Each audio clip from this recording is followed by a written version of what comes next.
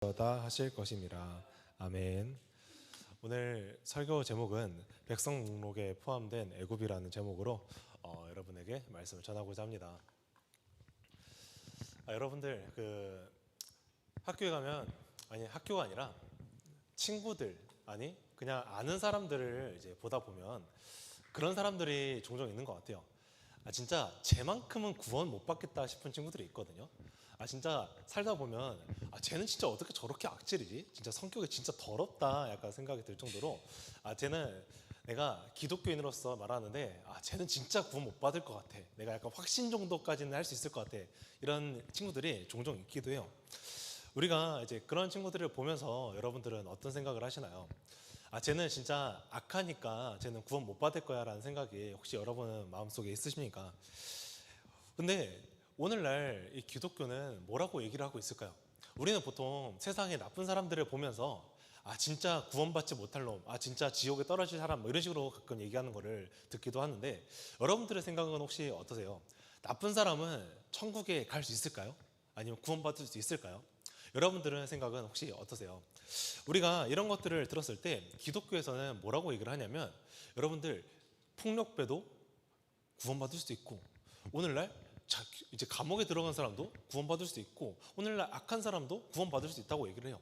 심지어 여러분들이 악한 사람이라고 생각하고 쟤는 진짜 구원 못 받겠다고 생각되는 사람조차 오늘날 말씀은 구원을 받을 수 있다고 얘기를 하거든요.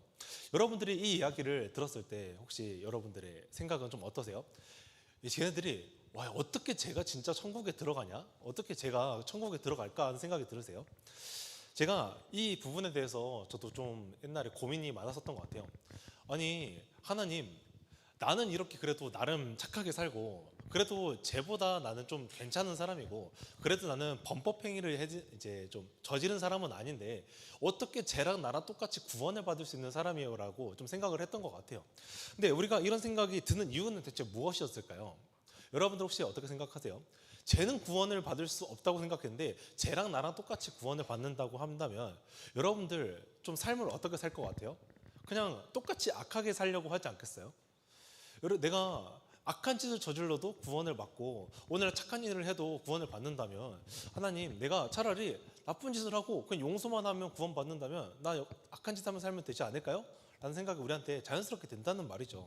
그런데 오늘날 하나님께서는 우리한테 공평하신 하나님이라고 얘기를 하시기도 하고 오늘날 죄인을 구원하신 하나님이라고 하는데 우리가 이런 관점은 어디서부터 나오냐면 사람의 관점으로부터 나옵니다. 우리의 기준이 지금 어디에 있었죠? 사람한테 있어요. 쟤는 악하고 나는 선해. 쟤는 나쁜 짓을 했는 사람이고 나는 그래도 착한 사람이야 라는 기준이 있기 때문에 쟤는 구원을 못 받고 나는 오늘 구원받을 수 있는 사람이라고 얘기를 하는 거예요.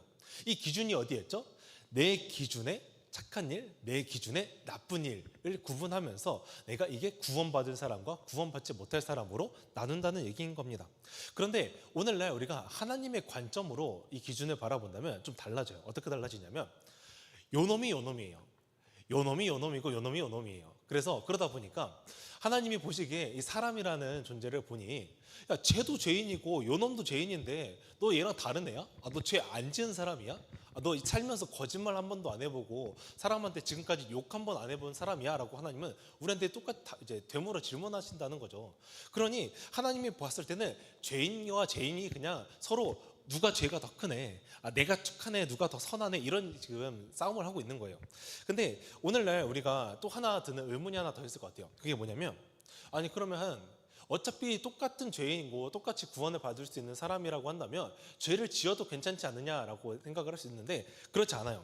왜냐하면 하나님께서는 오늘 우리에게 똑같은 죄인이지만 너희를 구원한다고 얘기를 하지만 죄의 경중, 죄의 무게에 대해서 얘기를 하고 있거든요. 우리가 예전에 이제 다윗에 대해서 한번 얘기를 한 적이 있어요. 다윗이 그 밧세바 사건 아시죠?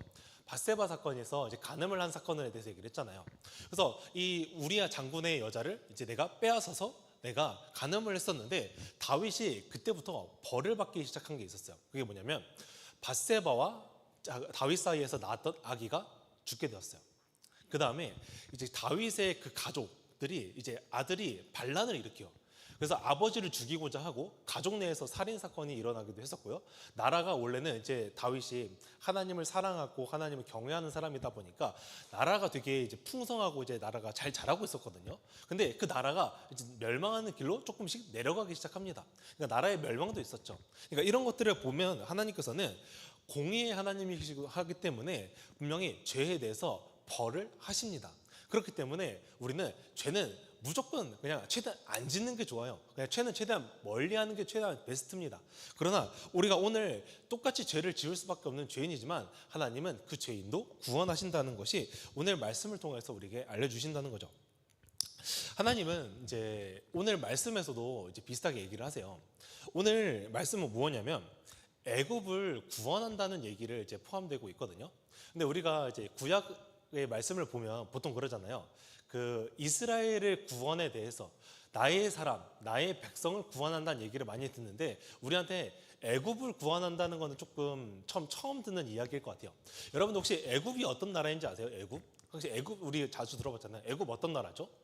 그 창세기와 출애굽기 쪽을 보면 어떻게 얘기를 하냐면 이스라엘을 노예로 불렸던 나라예요.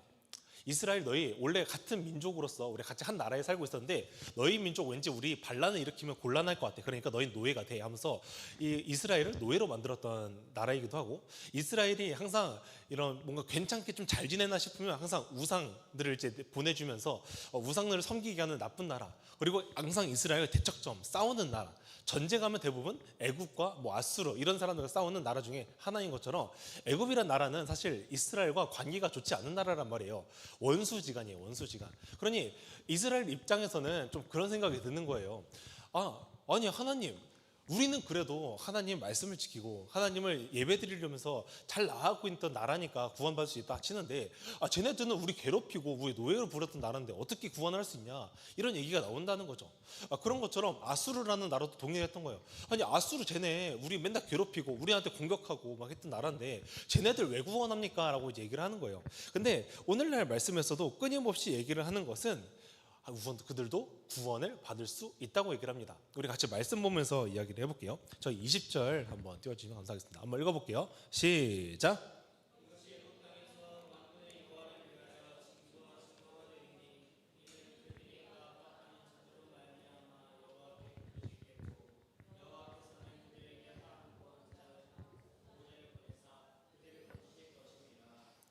네, 여기서 얘기를 하는 게 그들의 얘기냐.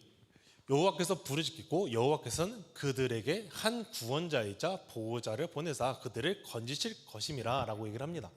결국에는 하나님께서는 그들도 구원할 거야. 내가 그들을 구원하겠다고 정했고 그들도 내 백성이야 라고 얘기를 하는 거예요. 구약시대에서는 이스라엘들은 아마 생각을 했을 거예요. 우리는 하나님의 백성이다. 근데 이 우리가 누구죠? 이스라엘 민족들. 그러면 이스라엘 민족 외에는 구원이 없다라고 생각했을 수도 있어요. 근데 이들한테 알려주는 하나님의 말씀은 무엇이냐면 애굽 내가 그들을 멸할 거지만 그들을 구원할 거야 라고 얘기를 하는 거예요. 그래가지고 이 구원이 이제는 이방 민족에게도 넘어가는 신약으로 넘어가면 이때까지는 유대인의 것만인 줄 알았는데 우리한테 이제 이방인에게로 넘어가죠. 근데 오늘 우리 한국이죠. 우리나라가 우리 한국 유대인일까요? 이방인일까요? 우리는 이방인이에요. 이방인. 그러니까 원래 이 한국이라는 나라도 이방인의 족속에 포함이 되기 때문에 이스라엘의 입장에서 생각했을 때 우리도 구원 못 받을 사람들인데 오늘날 이 하나님께서는 애굽을 구원하심을 통하여서 우리한테 알려주시는 것이 이스라엘만 구원받는 게 아니라 아니 애굽도 구원받을 수 있어. 아니 이방인도 구원받을 수 있어. 아니 전 세계 모든 사람들이 이제는 나라를 불문하지 않고 구원을 받을 수 있는 사람들이야라는 걸 알려주는 거예요. 그러니까 이 사람들이 누구예요? 전 세계 모든 사람들로 우리의 생각을 바꿔주셨다는 것이죠. 그래서 오늘날 이 이스라엘이 얘기를 하는 아니 하나님 어떻게 애굽을 구원할 수 있어요? 어떻게 아수르를 구원할 수 있어요? 했을 때 하나님의 관점에서 뭐다? 그놈이 그놈이다. 그렇기 때문에 오늘날 죄의 이 경중, 이 무게는 다를 수 있지만 하나님께서는 그 죄의 경중을 보시는 것이 아니라 그들 사람 자체를 택함 받은 백성들을 구원하신다는 것을 우리가 알 수 있습니다. 자, 그러면 하나님께서는 이제 세상을 창조하셨죠. 그래서 우리가 저번 주에 얘기했던 내용이 혹시 뭔지 기억나세요? 저번 주에 우리가 하나님, 우리 소망에 대해서 얘기를 했거든요. 하나님께서 이 땅에 오셔가지고 하시고자 하고는 목적이 있었어요. 그게 뭐냐면 하나님 나라를 건설을 하나님 나라를 건설하고 싶었었죠. 하나님의 나라를 국가를 건설하고 싶었는데 이 국가에 대한 이 건설에 있는 백성들이 누구냐? 전 세계 모든 사람이 포함되는 사건이라는 것을 오늘 이 애굽의 구원이라는 것을 통해서 우리한테 알려주는 거예요. 너희도 구원받을 수 있어. 너희도 나의 백성들이야라는 것을 알려주는 사건이 바로 오늘 사건입니다. 자, 그런데 하나님께서 이제 애굽을 구원하신다고 했어요. 그런데 이 구원하는 방식이 조금 심상치 않습니다. 저희 한번 22절 말씀 한번 읽어보도록 하겠습니다. 22절 한번 띄워주세요. 네, 한번 읽어볼게요. 시작.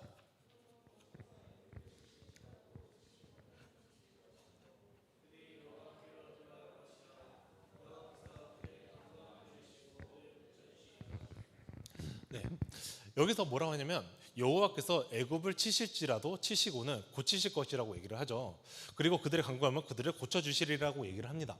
이 얘기를 뭐냐면 애굽을 칠 건데 그들을 다시 고칠 거거든. 근데 이 얘기예요. 근데 우리가 이 치실 것이라고 했을 때 좀 어떤 정도의 좀 생각이 드세요? 막 애굽을 혼낸다의 개념으로 좀 생각이 드시죠? 근데 이거는 애굽을 혼낸다의 개념이 아니라 나라의 멸망에 대해서 얘기를 하고 있어요. 애굽 너희 멸망할 거야. 너희 나라 그냥 망해버릴 거야. 근데 너희 나라 망하는데 내가 다시 고치고 회복시켜 줄 거야 라는 얘기거든요. 아니 우리 좀 웃기지 않아요? 하나님이 애굽을 구원한다고 했어요. 근데 지금 나라가 어떻게 되고 있죠? 나라가 멸망한다고 해요. 나라를 그냥 없애버리겠대요. 그냥 나라를 없애버리고 그들을 구원한다고 합니다. 여러분들은 이해가 되세요? 우리가 좀 현실판으로 좀 생각을 해보면 우리가 테러리스트 집단이 있잖아요. 우리가 이제 나라에도 이 테러리스트 집단이 있는데 이때 하나님께서 테러리스트 집단을 구원하시겠대요. 우리 입장에서 어떻게 생각이 들어요? 아니 쟤네 사람 죽이는 놈들인데 어떻게 구원을 하냐고 이런 생각이 들잖아요. 근데 하나님께서 이들도 구원하겠대요. 근데 우리가 이들을 구원한다고 해서 이것도 불만이었는데 갑자기 하나님께서 이들을 멸하여 버리세요. 이들을 없애버려. 그냥 나라를 없애버려. 그리고 이들을 구원하실 거라고 하면 이게 구원인 건지 이게 멸망인 건지 우리가 좀 헷갈리잖아요. 이 부분에 대해서 우리가 조금 얘기를 해보고자 해요.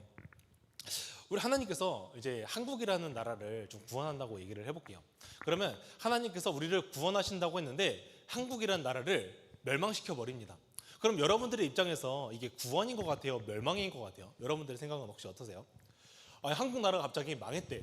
그러면 이게 하나님께서 예언으로 보니까 하나님이 한국을 구원하신다고 했는데 나라가 멸망했어요. 그리고 여러분들의 입장에서는 어떤 생각이 드세요?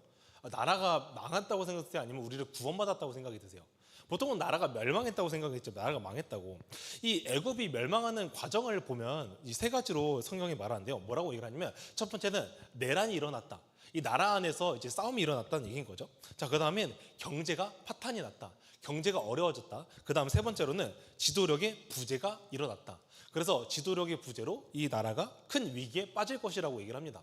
그러면 오늘날 한국에 또 적용을 해보면 뭘까요? 한국에 내란이 일어났다. 그리고 이 내란이 일어나다 보니까 한국 경제가 어려워졌다.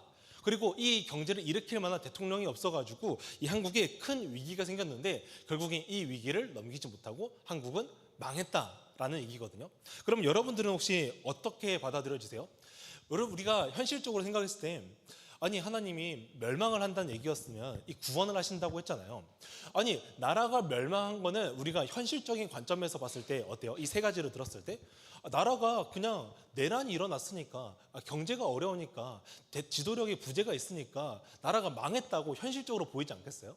근데 우리가 이 하나님을 믿지 않는 관점으로 보았을 때는요, 이게 그냥 나라가 사람들이 잘 못했기 때문에 나라가 멸망한 것처럼 보이지만 하나님의 관점으로 보았을 때는 이 나라의 멸망이 구원처럼 보인다는 거예요. 제가 그 이유를 알려드릴게요.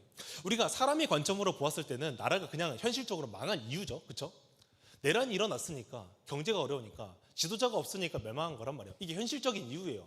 근데 우리가 이 하나님의 관점으로 보면 뭐냐면 이 애굽 땅에 잠깐 이상한 이제 사건이 하나 발생하기 시작합니다. 저희 한번 19절 말씀 한번 띄워주세요. 19절 말씀. 네, 한번 읽어볼게요. 시작.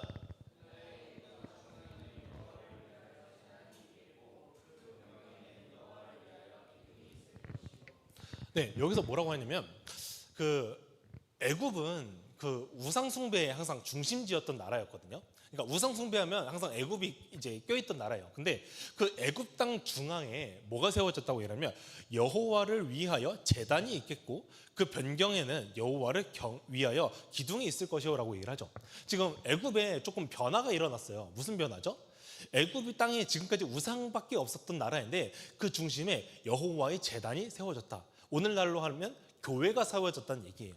그럼 교회가 세워졌다는 얘기는 무엇이에요? 하나님을 예배하는 사람들이 세워졌다는 의미가 되겠죠. 오늘날 우리가 하나님의 일하심이라고 얘기를 하려면 결과를 우리가 항상 확인을 해봐야 돼요. 오늘날 현실적인 관점에서 이 애굽이라는 나라는 어땠죠? 그냥 현실적으로 당연히 이 내란이 일어났으니까, 경제가 어려웠으니까, 지도자가 없으니까 나라가 멸망한 거야 라는 우리가 현실적인 관점, 세상적인 관점이 있는데, 우리가 하나님의 관점으로 보면 나라가 멸망했는데 그 나라 가운데 제단이 생겼네? 교회가 생겼네? 뭔가 이상하다. 교회가 생겼다는 건 뭘까? 이제까지 나라가 조금씩 바뀌고 있다는 얘기를 뜻하기도 합니다. 그러니까 우리가 이 종교적인 관점으로 보았을 때 우리는 하나님을 믿는 사람이니까 이 모든 게 하나님의 역할로, 모든 게 하나님의 일하심이기 때문에 하나님이 다 뜻 가운데 만들어진 거야 라고 맹목적으로 보는 것이 아니라, 그 결과를 이후에 보니까 지금의 관점에서는 그냥 나라가 멸망해서 힘든 것처럼 보이지만, 이 이후의 결과를 보니까 하나님이 일하셨구나라는 것을 우리가 알 수 있다는 거예요. 애굽의 멸망은 결국에는 하나님이 그들을 구원하시기 위함이었다. 어쩌면 그 나라가, 그 애굽이란 나라가 멸망하지 않았더라면 이 중심지에 교회가 생기지 않았을 수도 있듯이, 하나님께서는 그들을 구원하는 것에 있어서 이제 중심을 두시기 때문에 그 나라의 결과가 어떻게 되느냐, 이후에 그 나라의 결과가 어떻게 되는지를 본다면 하나님의 일하심에 대해서 우리가 알 수 있다는 것입니다. 제가 이제 아는 권사님이 이제 계세요. 이제 그러면서 그분이 이제 선교사, 아들이 선교사예요. 선교사. 이제 그 이야기를 제가 이제 조금 전해 들은 이제 이야기가 하나 있는데, 그분이 이제 인도네시아에서 이제 선교사를 하고 계세요. 이제 인도네시아 선교를 하는데 어떻게 하다 보니까 지금은 이제 미국에서 이제 좀 잠깐 있다고 하더라고요. 이제 다시 인도네시아로 넘어갈 건데, 근데 지금 트럼프가 이제 정책을 펼치고 있잖아요.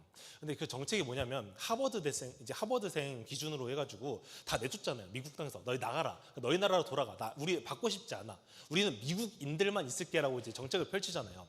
그러면서 이제 트럼프가 이제 미국 우선주의를 가지고 있다 보니까 미국의 이득과 미국의 어떤 유익이 아니라면 다 그냥 다른 나라가 어떻게 되든 그냥 이제 막 한단 말이에요. 그래서 사람들이 트럼프를 되게 안 좋아하거든요. 근데 그 선교사님이 지금 미국에 있는데, 이 미국에서 하버드생이 쫓겨나다 보니까 새로운 이제 전도가 이제 할 수 있는 상황이 만들어졌다고 해요. 그게 뭐냐면, 지금까지 선교사님이 백날 이제 나라에 가봤자 전도가 쉽지 않다고 해요. 왜냐하면 나는 다른 나라 사람이고 다른 나라 사람이다 보니까 내가 하는 말이 신용성이 없는 거예요.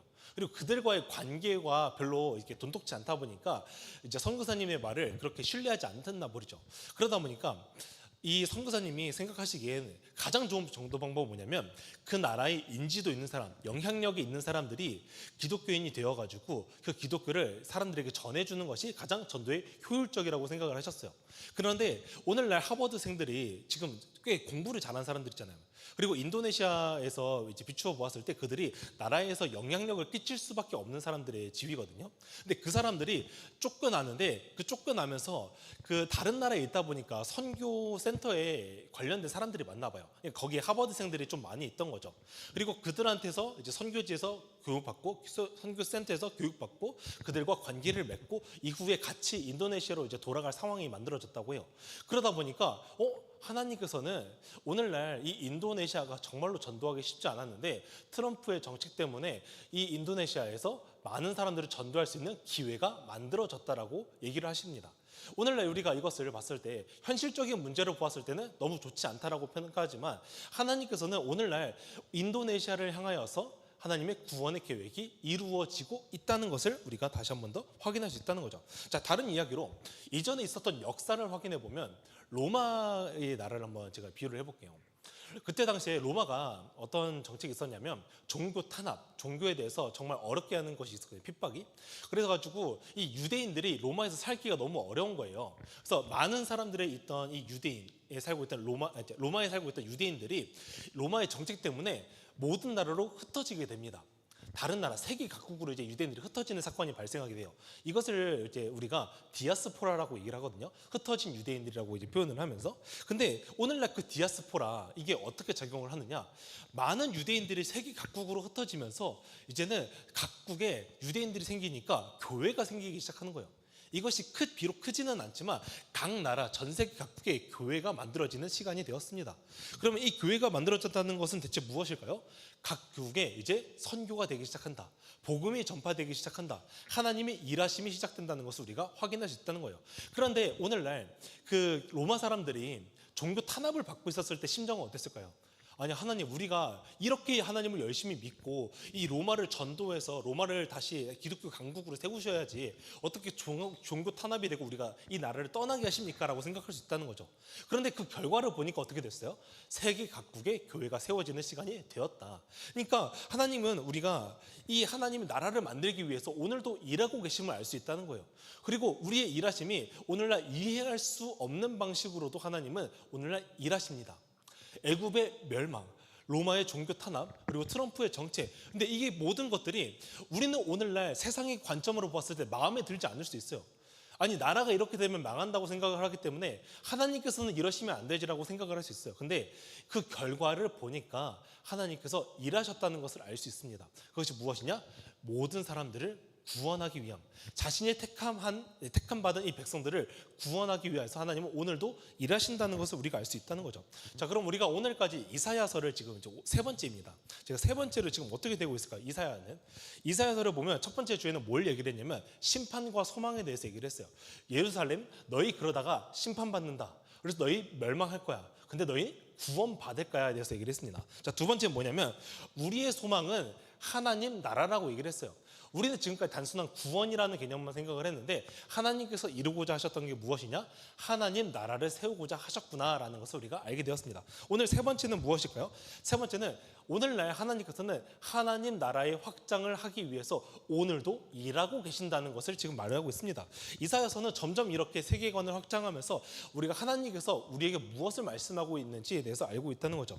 자, 그러면 오늘날 우리에게 알려주시는 것이 이 구원에 대했던 것처럼 하나님 나라의 확장이었던 것처럼 하나님은 오늘도 일하고 계십니다.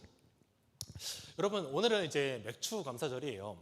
우리가 맥주 감사절이 우리가 좀 보편적으로 알고 있는 것은 뭐냐면 그 곡식을 수확한 것에 대해서 하나님께 감사의 제물을 드리자라는 의미로 우리가 보통은 알고 있어요.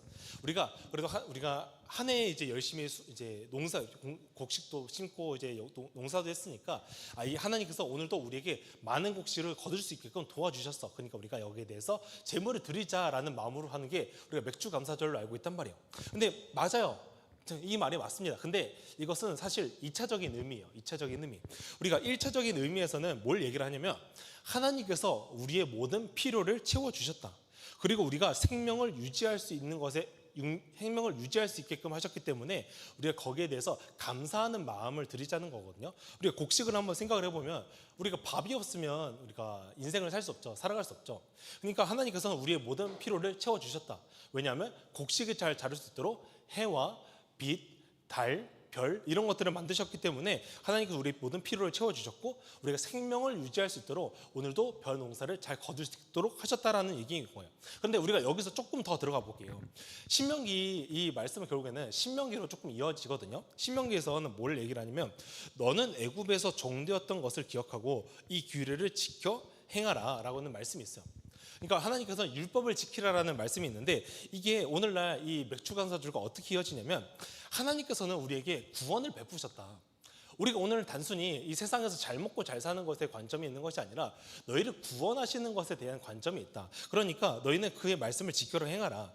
결국에 이 맥주 감사절의 의미는 뭐냐면 우리의 필요를 채워주신다는 게 무엇이냐?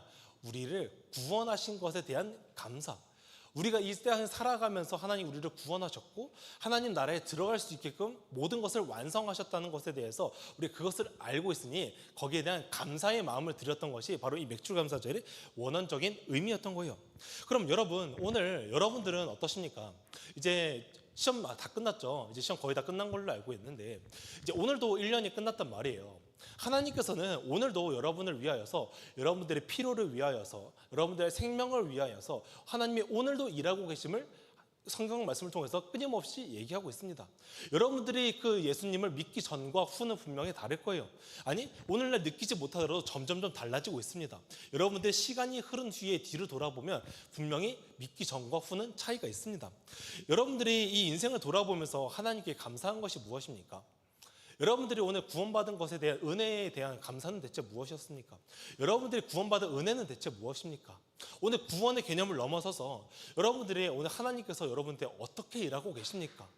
여러분들이 그런 하나님의 일하심에 대해서 한번 생각하는 시간이 되었으면 좋겠고, 두 번째로는 오늘날 우리가 감사해서 하나님께 감사의 표현을 할 수 있는 것은 무엇인지 고민해 봤으면 좋겠어요. 오늘 이 사람들이 자신의 곡식을 거뒀잖아요. 곡식을 거둬서 자신의 곡식을 드렸단 말이죠. 근데 이 곡식을 드린 이유가 뭘까요? 하나님께 대한 감사의 마음을 표현하는 거예요. 우리가 이 감사를 그냥 하나님 땡큐 감사 이렇게 끝나는 것이 아니라 하나님께 감사하는 마음을 표현하는 것이 우리한테 필요하다는 거예요. 왜냐하면 우리가 이것을 표현하지 않으면 우리가 감사하다는 것을 잊기 때문에 우리가 감사하는 표현이 필요하다는 겁니다. 이것이 물질적인 것이 될 수 있어요. 아니면 나의 행동적인 것이 될 수 있어요. 아니면 어떤 내가 마음을 표현하는 것을 내가 어떤 실천적인 영역으로 우리가 생각을 할 수 있어요. 그러니까 여러분들이 오늘날 하나님께서 오늘 우리에게 주신 것이 무엇인지 감사에 대해서 한번 생각하는 시간이 되었습니다. 그래서 오늘 팬모임 시간에 감사 노트를 같은 걸 줄 건데요. 거기에 대해서 하나님에 대한 감사가 무엇인지 팬모임을 하면서 오늘 상반기, 오늘 6개월 동안 하나님께서 오늘날 어떻게 우리에게 일하셨는지에 대해서 고민하면서 한번 풍성한 하나님의 감사에 대해서 나누는 시간이 되었으면 좋겠습니다. 네, 오늘 찬양팀 나와서 저희 찬양해 주시면 감사하겠습니다. 여러분, 하나님은 오늘 여러분들이 그냥 막 산 것 같고 오늘도 그냥 시간이 흘러서 세상의 흐름대로 그냥 세상이 우리한테 시키는 대로 살아온 것 같지만 하나님께서는 오늘날 여러분들이 작고 크게 겪은 모든 것들이 하나님의 일하심 속에 있다는 것을 믿으시기를 바랍니다. 여러분들이 모든 있는 시간들이 오늘 무탈이 없는 것도, 오늘날 여러분들이 어떤 특별한 사건이 없는 것도, 때로는 고난을 겪는 것조차 하나님께서 여러분들을 쓰시기 위한 하나의 과정 중에 하나인 것을 믿으면서 우리가 하나님에 대한 감사에 대해서 묵상하는 시간이 되었으면 좋겠습니다. 우리 감사 찬양 같이 찬양하도록 하겠습니다.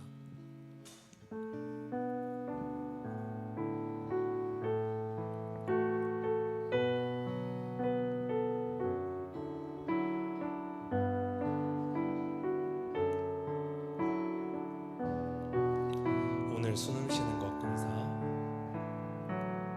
오늘 숨을 쉬는 것 감사. 나를 구원하신 것 감사.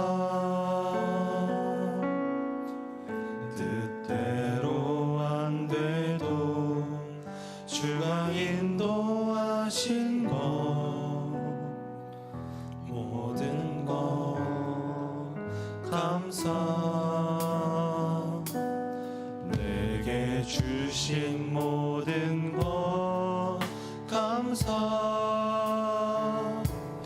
때론 가져가심도 감사. 내게 고난 주셔서 주 뜻 알게 하신 것 모든 것 감사. 주님 감사해요. 주님 감사해요. 내가 사랑하신 은혜입니다. 주님 감사해요. 주님 감사해요. 나를 사랑하신 주 사랑 감사합니다. 오늘 숨을 쉬는 것 감사. 오늘 숨을 쉬는 것 감사. 나를 구원하신 것 감사. 내 뜻대로 안 돼도 주가 인도하신 것 모든 것 감사. 내게 주 안에 있는 내게 주 안에 있음 감사. 감사 참된 소망 주심도 감사 나 같은 사람도 자녀 삼아 주신 것 모든 것 감사 주님 사랑해요 주님 감사해요 내가 여기까지 온 것도 은혜입니다 주님 감사해요 주님 감사해요 나를 사랑하신 주 사랑 감사해요 주님 감사해요 주님 감사해요 나가 저기까지 온 것도 은혜입니다 주님 감사해요 주님 감사해요 나를 사랑하신 주 사랑 감사합니다. 오늘 이 시간 우리가 같이 기도하고자 하는 것은 하나님 우리를 구원하신 은혜에 대해 감사의 기도를 드리면 좋겠습니다. 오늘은 묵상 기도로 우리가 같이 침묵하면서 하나님께 집중하여서 감사의 기도를 드리도록 하겠습니다.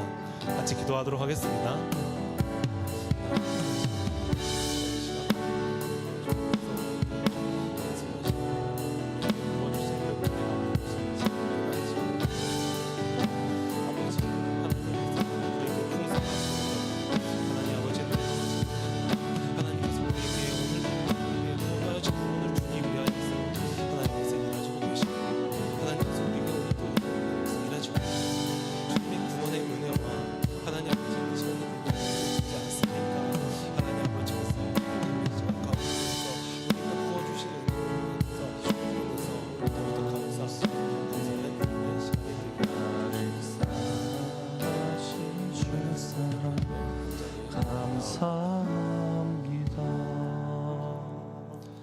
우리의 구원자 되시는 주님, 우리를 죄의 권세로부터 구원해 주심에 감사드립니다.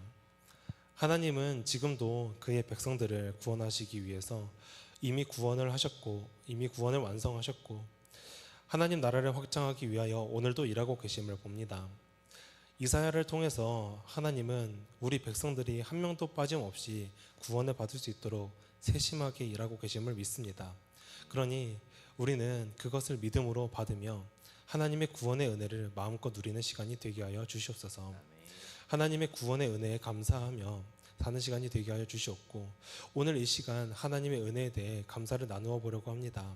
팬모임 시간에 나눔을 할 때 보이지 않았던 하나님의 일하심이 기억나게 하시고 풍성한 교제가 있게 하여 주시옵고 하나님의 구원의 은혜에 대해서 감사를 나누는 시간이 되기를 간절히 원하오며 예수님의 이름으로 기도합니다. 아멘. 우리 같이 봉헌 찬양하도록